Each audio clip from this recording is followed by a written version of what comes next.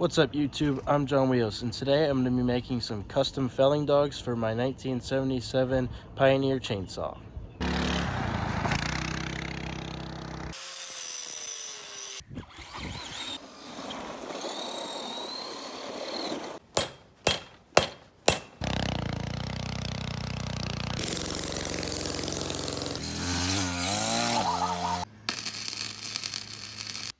Alright, so we have our Pioneer P26 chainsaw. This is a vintage saw, but runs well. It's like 51-ish cc's. Anyway, I want to make some felling dogs for it. So if you look here, the front is pretty worn down. There's even this gouge out of it. That wasn't me, but I do want to do something about it. So we're going to start off by doing a little bit of CAD. And by CAD, I mean cardboard aided design. And so we're going to just draw up a little, some dogs that fit around and fit into these two bolt holes here on this side. And then again, on the other side, they'll just go where the bar nuts are.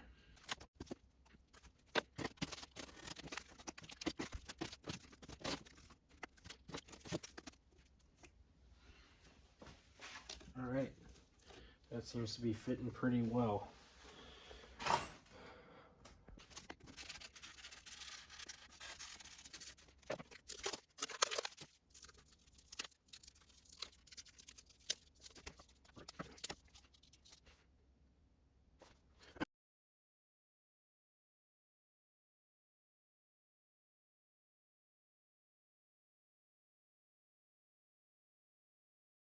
Alright, so after a lot of attempts, I got my dogs cut out in cardboard, so you can see it matches the lines pretty nicely. And then we got this other one in here, which just kind of hugs the case, so that'll be nice and snug. Next thing would be getting bolts that are long enough for in here. So thankfully I was able to find some that are just long enough, so if I hold this up here, you can see it just sticks out a little bit, and it gives it the perfect amount of room for an 1/8 inch thick dog, and then a little nut, or maybe even two, so that we don't have to worry about them vibrating loose. Now we can take this shorter bolt out and put this longer one in.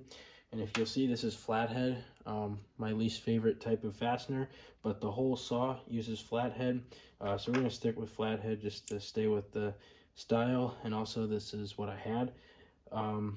Additionally, it would be hard to get a socket or a wrench into this cavity down here, so off camera I had already broken these off. They were super stuck on there. I did the trick where you take a hammer, you put as much force on this into the screw and twisting it, and then you give it a bunch of smacks with the hammer while you're doing that, and that'll pop it loose. But anyway, we can throw this new guy in there. And so the way this works is this is a through hole and this is threaded, and so this will thread in tight, and then the new dog piece will have a hole in it, and then another nut will go on the back side. All right, so we can put this newer bolt in. I'm going to put a little bit of Loctite on there so it doesn't vibrate loose.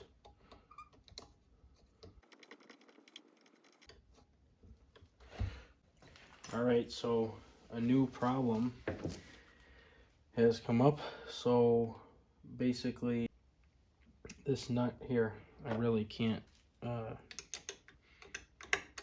get at it. It's just not gonna work. I tried to socket, it's not gonna work. What we're gonna do is pull out those two screws we just put in before the Loctite gets real hard, and then we're gonna have to go with a longer bolt, right, and then a little bit of a spacer to get it out far enough so that I can get a wrench on it. With this one long screw I have, it's kind of about the perfect length, just a tad long, so 1/4 inch shorter or whatever. But that point, right, pretty much at the edge of the case, little bit inside of it, is about where I can start actually getting to get a wrench or a socket on that nut. And so you might ask yourself, why don't I drill through the case and then make the dog itself threaded? But with this being a vintage saw and everything, I just don't want to drill through that case, because once those threads are gone, they're gone. And then if we don't want to run the dog someday, or whoever owns this next, then they got to figure out how to sandwich this. And so we're going to stick with keeping the threads in the case, but we'll just kind of make a little spacer. I'll get something nicer than this, and then that way we can trim this bolt off so it doesn't really get in the way of anything. So we'll still leave the dog pressed up against the case here on the inside, and the reason for that is that should hopefully help it from wanting to bend in and out. All right, I'm back from the hardware store. Anyway, here is what I got. I lost my safety glasses, so I want to have those. JB Weld, that'll be to fix this gouge here. I don't know how thin that is, but I want to just do that. It's a magnesium case, so it's not like I'm going to weld it or anything. Got nylon lock nuts for the back side, and in terms of a spacer, there's this big roll pin. So we got Phillips now instead of flathead, so that's a big plus. Now I can open my JB Weld.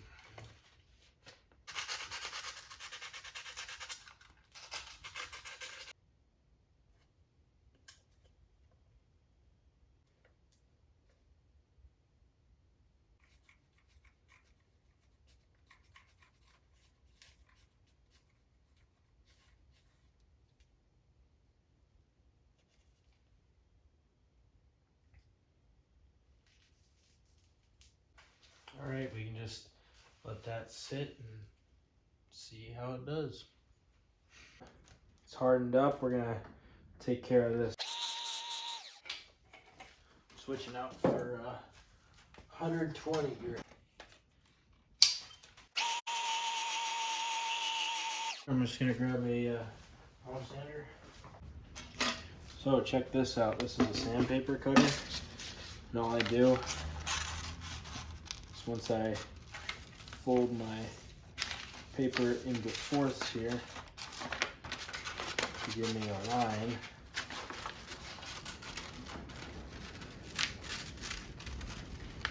palm sander, put it underneath this hacksaw blade here.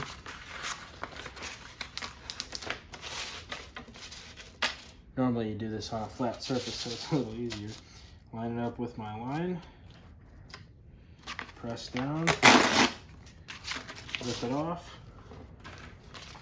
and you can just do the same thing again.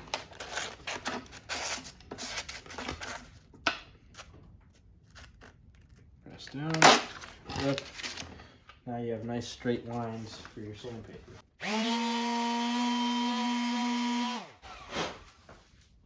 There we go, nice and filled in flat.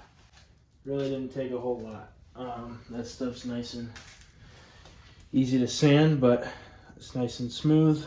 And so a little bit of dirt, that should, the color actually matches pretty good. So after that oxidizes for a little bit more, that silver will really match that dark gray.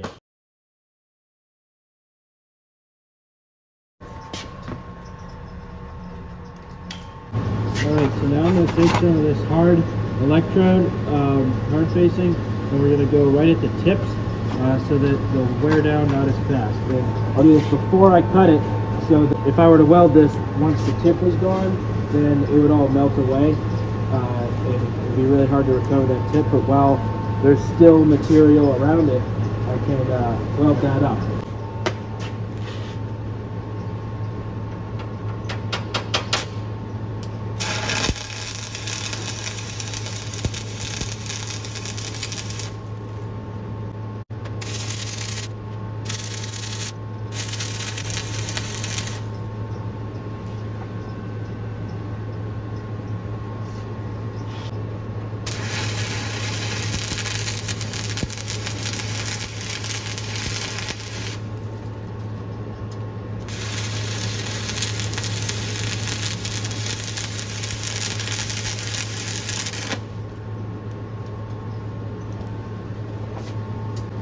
Wow, never had that happen before.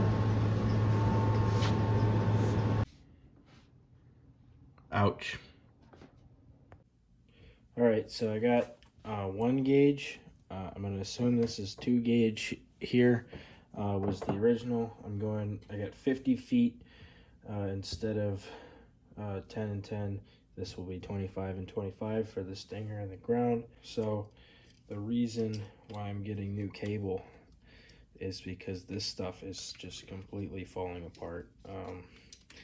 Whenever I stripped it back after it melted, I think all the little strands in there have just broken up and deteriorated so much that they're just little copper strands falling all over the place. It just breaks off so easily, so I can just pull strands out. So this is junk. We're not using it anymore. All right, so I got my new welding cables, 25 foot each. Reused the ends.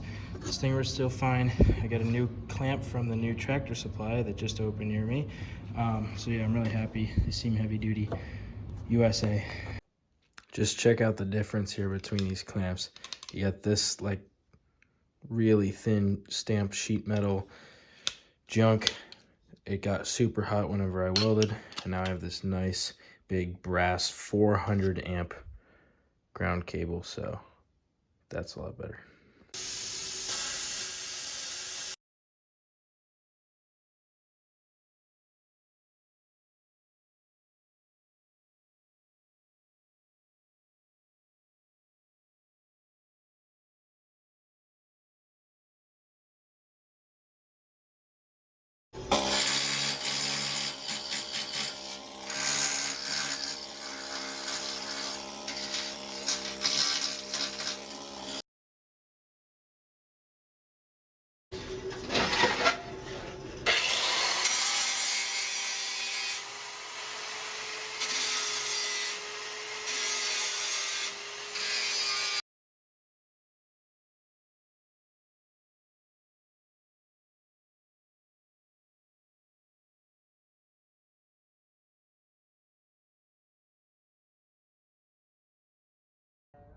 Okay, so the plasma cutter didn't really get it as nice as I'd like, and my belt grinder here is having issues, so we're just going to do it with the angle grinder.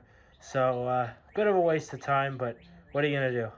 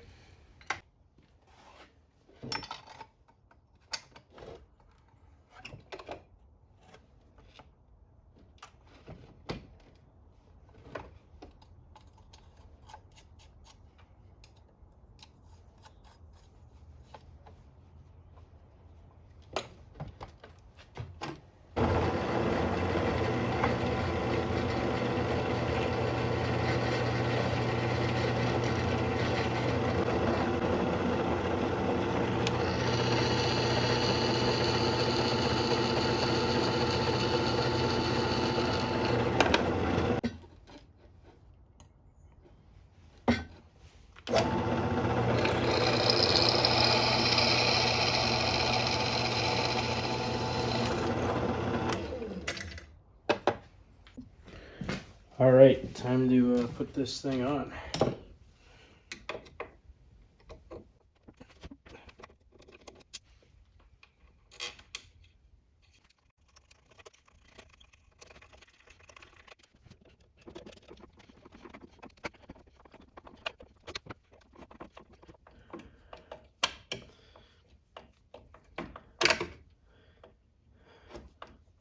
Did I mention that flathead is my least favorite type of screw?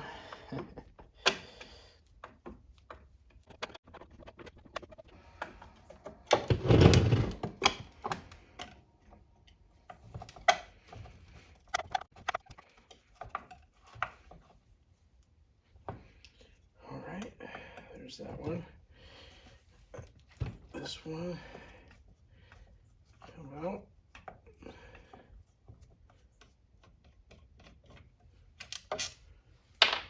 Right.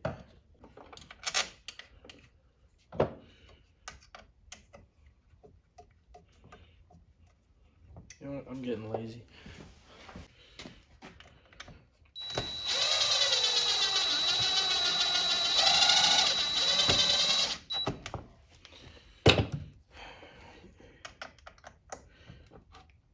And tighten it, of course. There we go. Now, first part. Will it go on? And it appears that it will. There's this thing.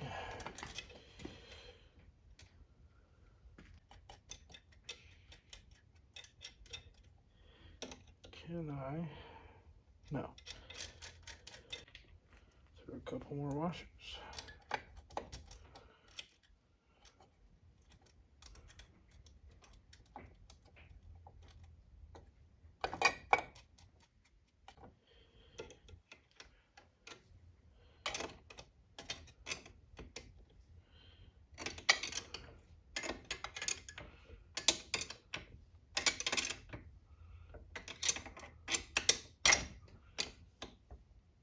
Now I can get a wrench on it. So whatever that distance is, I will just take the calipers and measure it. Here's our distance. So we'll just transfer that mark right on over to the roll pin. Now, throw this guy up.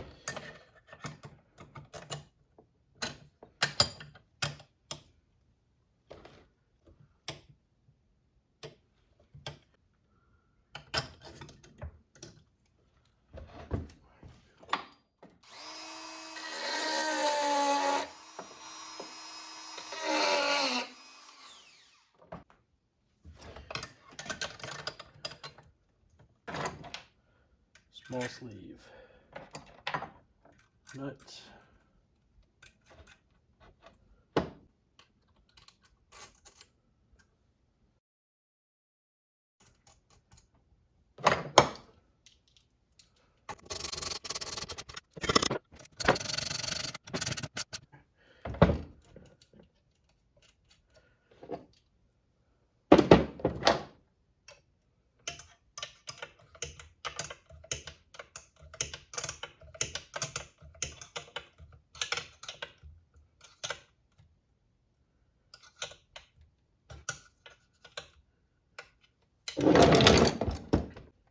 All right, now I'm just going to trim off the ends of the bolts here.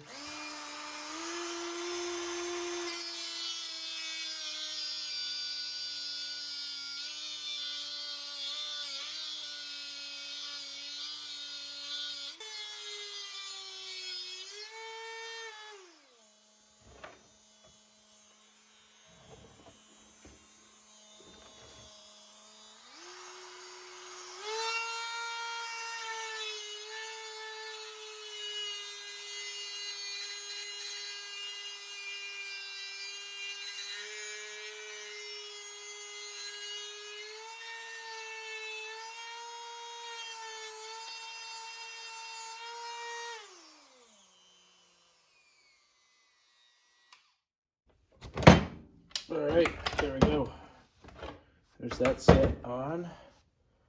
Now we can throw the bar and chain on. See how this thing works.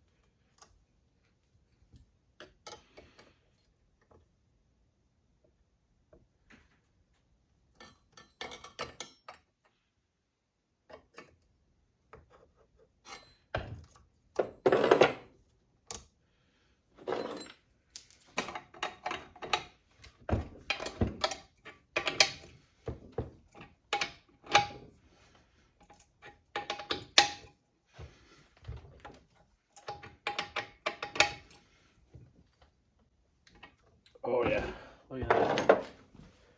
That looks sweet. That is badass.